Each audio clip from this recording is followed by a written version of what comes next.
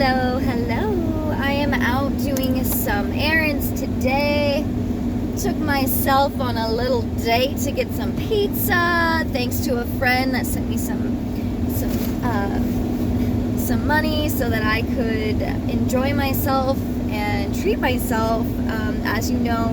As you all may know or may not know, I have not worked in the Matrix for over a year now, and I have just been really working on self, doing a lot of soul retrieval, and just doing what we do right now during this global ascension that we are working through actively. So I am going to pull a few cards before I go into this Goodwill and see if I can find a book, just to kind of get out of the house. I've been in a new location, and it kind of happened abruptly, So anyways, I wanted to, never done a card pull in the car before, so just bear with me. But I'd like to call on my angels. Archangel Michael, thank you for always guiding and protecting me.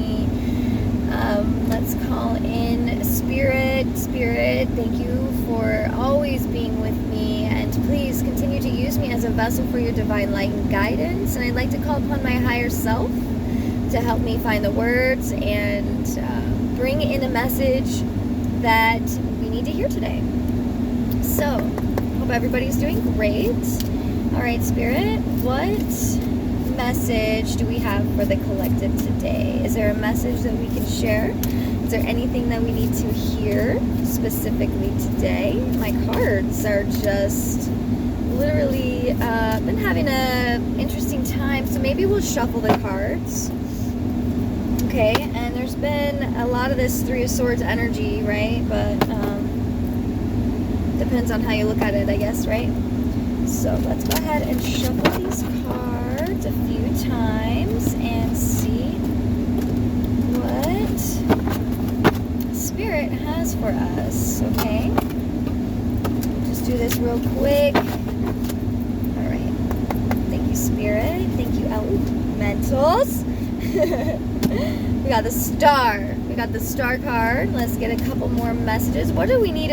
What message do we need for this Star? I've been getting this card a lot lately, so let's go ahead and just start right away, because maybe we'll just do one card pull.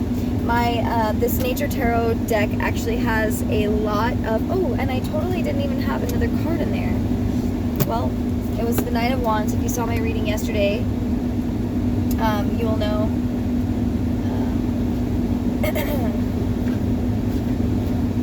Anyway, so I hope everyone is having a great Sunday. And here we go. Alright. So I love this Star card. It is super cute. The Star emerges from the waters of life, shimmering, exquisite, transcendental, and full of hope. It bathes us in its rays of deep mystery and higher wisdom. Let me turn off the car, because I think that it might be easier to hear me. My AC is blasting. I'm in Arizona, and it feels like it's 120 degrees out today. But anyway, so back to the card. The Star invites us to cast our intentions into the watery depths and bring to the surface new guidance and restorative powers. The illumination surrounding the Star is a place of nakedness and innocence, and usually the Star card, she is naked, where we present ourselves openly and connect with the radiating light within us. The Star is our guide to meditation, inner blessings, and rebirth, slipping us into the waters of serenity by encouraging the mastery of a quiet mind. The water pouring from the pitchers comes from the source that has no ending and no beginning. These waters contain healing and cleansing properties and the promise of renewal. One stream lands on the earth and divides into 5 channels, representing our 5 senses and the expansion of human experience. The other stream pours into the waters and represents the conscious decision of the soul to enhance its connection with the deeper waters of life. As we mature, we learn to practice stillness in our everyday lives and invite illumination. And I love that. Today, I did a meditation that I don't normally do. I'm pretty, I try to stick to certain ones. Maybe that's where I need to start not doing that. But I did a meditation today where I visualized my inner elixir shimmering, and it was beautiful. And at the beginning of this card, it talked about shimmering, exquisite, transcendental, and full of hope. So today, I absolutely feel this energy myself, and so I'm sending that out to you as well. I'm hoping that whoever comes across this will recognize the depths within them and the illumination that needs to be focused on to transcend, and to restore the guidance and the powers that we can, kind of lose, we can kind of lose track of. And so let's continue this just with the book here. It helps me to, once I get back into connecting with the cards again more, my senses will come back, because I've been kind of clouded. So, but I've meditated for an hour today. Well, almost an hour. I forgot to do my Kundalini, but we'll do that when we get home. Anyway, so the white tern. It's freaking warm in here, so I'm sorry. I'm going to have to make this quick. The white tern, sometimes known as the fairy tern, is breathtaking in its beauty and ethereal appearance. It is snow white with striking dark blue eyes that are surrounded by a ring of black feathers. Its long white wings enable it to fly with a grace unlike any other seabird. The white tern is native to tropical islands of the world. It is noted for laying its one egg in the fork of a tree branch, making no nest. Here the egg is incubated and the chick spends 5 weeks precariously perched without any visible means of protection. That's crazy, because I've been going through this a lot over the last 5 weeks, and I've really been exposed to the elements, so that might be significant for you as well. With grace and charm, the spirit of the white tern soars above all other birds. It is symbolic of peace and transcendence. In a world filled with complexities and contradictions, the white tern symbolizes the ability to live fearlessly and with the guidance of spirit. Thank you so much, Spirit. It is an amazingly brave and curious bird, and it does not hesitate to approach and hover over interesting visitors who approach it. Embodying purity and innocence, it inspires awe in all those who are fortunate enough to come within its presence. And I'm feeling called to my wand here, and I'm going to open the door because I'm freaking dying. I'm not dying, but I am. It's very hot, and usually, I don't know, I know a lot of other channelers get really warm when they channel. Confirmation. With the accelerating vehicles there. So I just am going to open the door here for a second. I'm going to pull my hair up because I am literally sweating a lot within my spot. Okay, so, all right, so,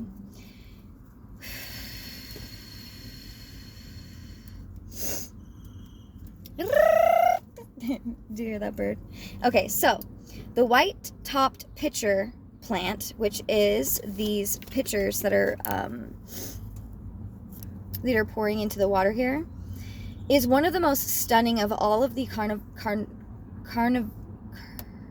carnivorous. I don't know why I'm saying that weird, but carnivorous?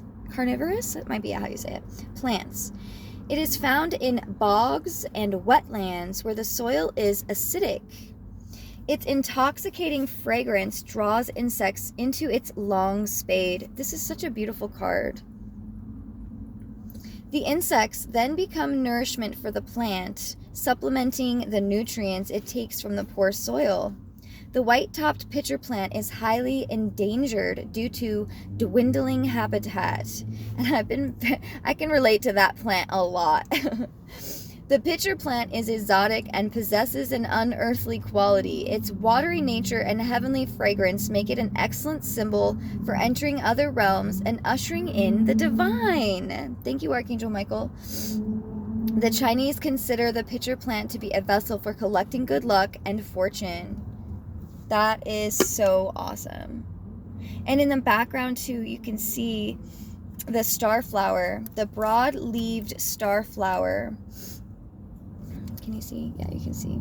The delicate broad-leaved starflower also prefers watery habitats, sometimes known as the Western starflower or the Pacific starflower. It is found in shady bogs and swamps throughout North America.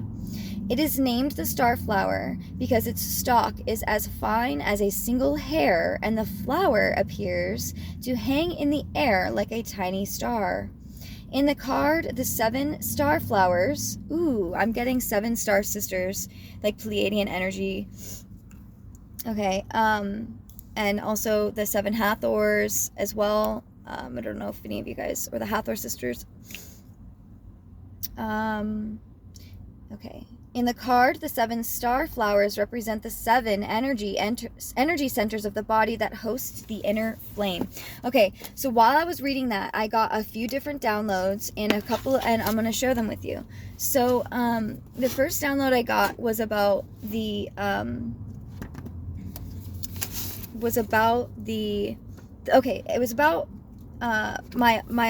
myself, honestly. I'm sorry. I'm not trying to be like, selfish, but personally, I just found out that my rising sign is a water sign, and I didn't really ever connect with that, and it makes a lot of sense because I'm like just the water element, and then I'm a Virgo Libra, which is an earth and an air sign, and now I find out this water sign, but my chart is full of fire, and my midhaven is even a fire sign. So I've been I don't know, I'm just wanted to share that for some reason. Maybe you resonate with that. So this is definitely not just for a specific sign, because we have many signs within our charts that affect us. So also what I'm getting here, like I mentioned, was the 7 star sisters, and the 7th heaven. I'm hearing 7th heaven as well. Archangel Michael, and the chakras. And I'm also being drawn to the star card here, or the star on the star card, which is calling out to me about this solar plexus, which is, personally, I've been going through a lot of solar plexus energy for many months now. I think that the solar flares connect to us on that level, and the 7 colors of the rainbow, I'm also getting that as well. So let me see if there's any more cards that Spirit would like us to. The 4 of Pentacles and the raspberry. Oh my God, are those clovers? Oh my God. Okay, we're gonna pull that card. Oh my God, the Hangman and the Sun card, yo, and the World card. Oh my gosh, here we go. Okay, let's do this. Let's do this really quickly. So we first got. This is so awesome. Thank you, Spirit, so much. So we got the 4 of Pentacles and these clovers. Okay, so. These literally, I don't know if you guys know, but like, okay, so a friend of mine has some clovers in her front yard that she's been growing, that I've never actually seen, I just opened straight up to that. That's awesome. Okay, so the character in the Four of Pentacles has gained the security that maternal wealth and success offer. I just love this so much. And the fucking beetle, this beetle, the scarab beetle, personally, I have, that's giving me ancient Egypt, you know? And the star as well on the top of his head. Okay. Unfortunately, with the passage of time, greed, miserliness, hoarding and self-absorption have taken their toll. Wealth and achievement have come at a price. Clearly, the diligent efforts to manifest material wealth have led to isolation from others and bondage to narrow perception. Let us explore the true meaning of wealth and success. Okay. Clinging to material values can entrap us in the illusory cycle of wanting to achieve more, have more, and be more. There is nothing wrong with earthly riches, but when our desire for them becomes overpowering, we lose our connection to our inner work. Spiritually, we need to recognize wealth as an inner quality and an attitude which enables the universe to flow back to us as we give generously and from the heart. So personally, you know, I've been going through a lot. a lot. And I'm very grateful for everything that I've gone through, because I believe that it has been pushing me to become more connected to myself. And I think I get a little stressed out when I think about not having some money, in the sense that, you know, I've had a lot of false friendships and false, just people that say one thing and do another. I've gotten away from that, and I'm very thankful for that, but it's still very much ingrained in our subconscious, right? Like, I've been a giver most of my life, even though I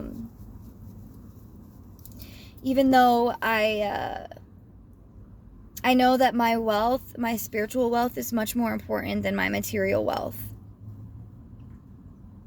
And I need to recognize wealth as an inner quality and an attitude which enables the universe to flow back to me as I give generously and from the heart. So being a light worker, or being a chosen one, or being a starseed, or being a shaman, or a medicine person, or a healer, whatever you resonate with the most, it's been it can be disheartening. It really isn't disheartening, because I would be really happy even if I had to live outside. But we all do need, you know, the pentacles to survive in this world.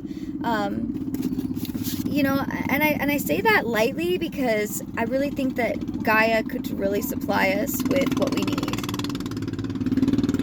when we need it. And there's a confirmation right there. So let me just continue with this scarab beetle. So the dung beetle collects manure and decaying matter and rolls it into neat, tidy balls. It will then roll the ball to a favorable location, dig a large chamber in the ground, and bury the ball to hide it for safekeeping.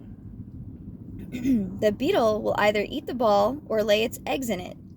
Time and time again, the beetle will repeat this process until all of its energy is spent. Observing the unusual behavior of this beetle, it is easy to grasp its symbolism of persistence, resurgence, grounding earthly energies, and material gain, and hoarding. The most famous of all the dung beetles is native to the Mediterranean region. In Egypt, it was revered as sacred, which is why its common name is the sacred scarab.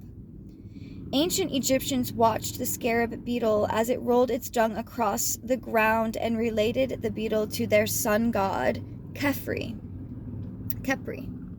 who moved the sun through the sky. Thus, the scarab beetle came to be associated with the rising sun and the Egyptian creation myth. Interesting. And then we have the red clover here, which I have been using red clover recently in my sacred baths, and I've been surrounded by this, and so I find this super fucking awesome. Red clover is a species native to Eurasia and naturalized throughout most of northern or North America. It is short-lived perennial that thrives in pastures, meadows, and fields and along roadsides. It has the distinctive 3 leaflets of all clovers and dark pink flower heads. And these were popping up in the front yard at my new place, kind of randomly, because it was a white clover lawn that she has, and she was thinking it was some sort of mutation, right? Anyway, so the flowers possess a high quality nectar, and clover is often planted as a bee crop, and it's definitely very, very, very helpful to the bees. The bees need the clover. Clover is also grown as a soil enriching crop because it adds nitrogen to the soil. So I want to talk about this because I was sharing a video on my Instagram the other day, walked out to the front yard, and I saw a giant hawk sitting on the ledge of the pool. And I shared that on my Instagram, and there was a bunch of trolls that came onto my page and were like making fun of me. They were like, why are you, watering the dirt and shit like that? And I was kind of like, do you not understand? Like, I'm enriching, this is very healing for a lot of reasons. And so I just find that super awesome. It's soul enriching. So I said soul enriching, but also soil enriching crop because it adds nitrogen to the soil. And I live in the desert, and there's not a lot of things growing out here naturally, let alone like the bees are still in the desert. They need things too. So anyways, since ancient times, clover has been celebrated as a magical plant. The famous 4-leaf clover is believed to be a symbol of good luck to this day. Other symbolic meanings include industriousness, success, and diligence. Did you hear that honk? All right. So that's freaking awesome. All right. And then we pulled the hangman, which, I've been kind of in a hangman energy for a while, but I don't believe that's really necessarily like a bad thing. Some people like look at the hangman like they feel like suspended in animation, like they're not doing anything.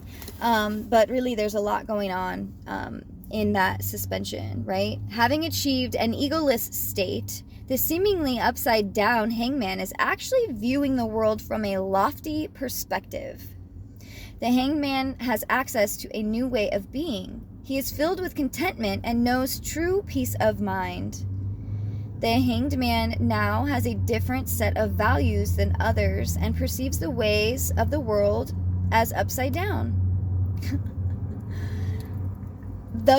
Through personal sacrifice and surrender, reality has been upended and turned on its head. Through personal sacrifice and surrender, reality has been upended and turned on its head. Okay, just repeated that. Living in a spiritual way is a complete reversal to living a material way of life. And I love that, following that 4 of Pentacles. To those who live from the viewpoint of materiality, the image of the hangman is often very disturbing. The challenge presented here is to discover this new perspective for ourselves. To understand the hangman more deeply, imagine the waters of life, still and calm and as reflective as a mirror. Just as in a mirror, however, the image we see on the water's surface is reversed. Now look more deeply beneath the surface of the water and see how much exists below this glassy reflection. The hangman is aware of this deeper reality, giving him an entirely different perspective. And not only that, that's a salamander, which is super significant in my... Okay, I'm going to keep going. Just lost it. Okay. The hangman taps into an awareness of this unseen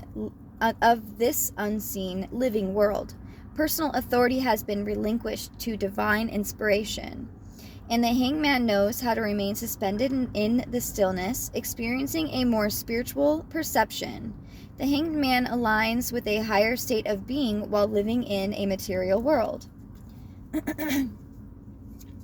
So, I have, okay, and then the next symbolism on this card is this. Oh my god, this is so beautiful, you guys. No way, this is so beautiful. It is freaking hot out here. Whew, okay. So we have the Western red-backed salamander. A Western red-backed salamander inhabits the Pacific coastal regions of North America. It can be found beneath logs, stones, bark, and moss. It prefers cool, shady habitats besides small streams and springs. Symbolically, the salamander is believed to lead a double life. It is born in the water and moves onto land to dwell among rocky outcroppings, equally at home amid the elements of both water and fire. The salamander exhibits great patience and is keenly attuned to its environment. It teaches us how to reflect upon and observe events around us, as well as how to best move into action. Its patterns of movement may seem odd to us, but by observing the salamander's behavior, we can learn something about shifting our own reality. In some Native American mythologies, salamanders are known as shapeshifters. They are believed to shift between different realities. In this way, they discover and reveal the secrets of unknown worlds. And the place that I've been staying at, her kids and her found a salamander, and I've been working with this salamander for a couple of weeks, and I find that super freaking awesome. Again, before I got into tarot, I was just really into connecting with everything around me, and so I almost like don't even need the cards, right? Like I connect with the sun and the moon and the world and the plants and the animals and everything around me as this beautiful brown bird flies across the sky right here. I just love it. I love it so much. And anyway, so the salamander. Now we also have this morning glory. I'm not really feeling like called to share about that, but I am feeling called to share about this white oak, okay? The white oak is a long-lived, magnificent tree that is native to the eastern regions of North America. It is a member of the oak genus, which consists of more than 600 different species growing everywhere on our planet. Around the world, oak trees have always been deeply honored by humans. This tree has earned importance as a symbol of nobility, endurance, and all that is truthful and strong. The oak is called the king of the forest by many cultures. Interesting, I said creatures. It is considered a sacred tree and the doorway to the ethereal realms. Because of its expansiveness, the oak tree is believed not only to exist in this worldly dimension, but in others as well. Its powerful heritage holds the cosmic ties that suspend the hangman.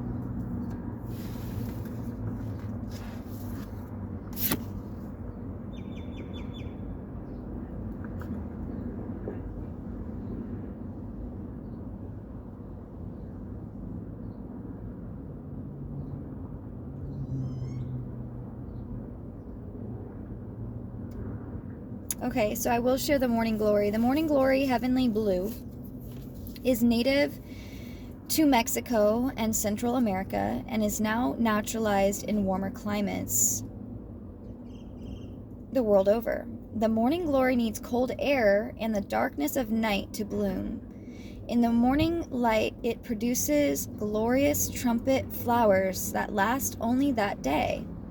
The flower is symbolic of a fresh awakening with each new dawn.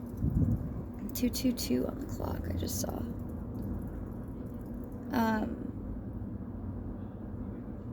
The morning glory also symbolizes the discovery of insight into the true self. Yeah, that's freaking awesome. Alright, so I have 2 more cards here. I think I might, I want to kind of pause this because I'm literally dying of heat right now. So I guess just, I'm sorry if I'm sweating all over the place.